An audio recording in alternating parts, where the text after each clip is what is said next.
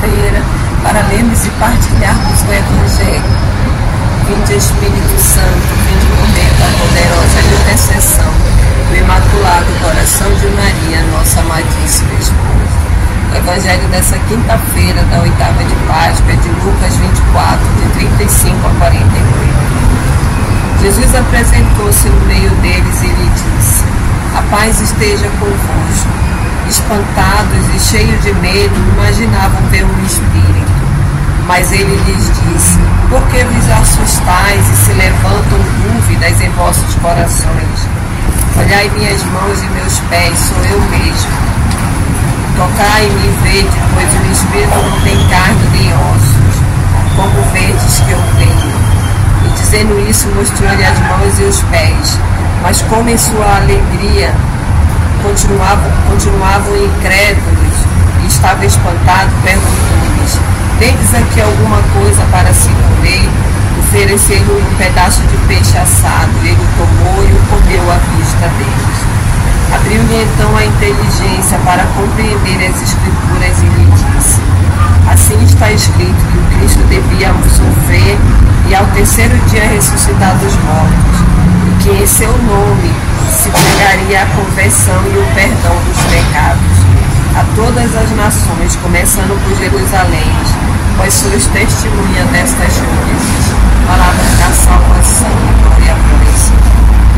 Então, hoje, quinta-feira, que ainda estamos na oitava de Páscoa, o Senhor continua nos apresentando. Mas nesse Evangelho de hoje, ele já começa se apresentando, nos dizendo: a paz esteja convosco. Possamos nos apresentar hoje também dessa forma, apresentar esse Jesus como aquele que nos traz a paz, que nos salva com a paz esteja convosco. O Evangelho vem dizer que os discípulos estavam espantados, cheios de medo, porque eles imaginavam que estavam vendo um espírito. Então Jesus dá a eles todas as provas para que eles tenham certeza que ele realmente está vivo no meio deles. E aí ele fala: um fantasma não tem carne nem ossos, vede minha mão, meus pés, para continuar comprovando a esses discípulos, que estavam cheios de alegrias e de medo. Ele pede: tens alguma coisa para comer? Então Jesus come um pedaço de peixe que lhe é dado, assado. Tudo isso para provar aquele discípulo que ele está vivo no nosso meio.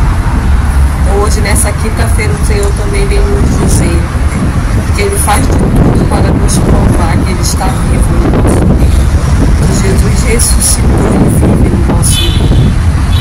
Mas nós precisamos nos abrir, como ele vai dizer, que ele foi dando prova aos discípulos de que ele estava vivo no meio deles, que ele havia ressuscitado. E com isso ele foi abrindo a inteligência daqueles discípulos para o reconhecer.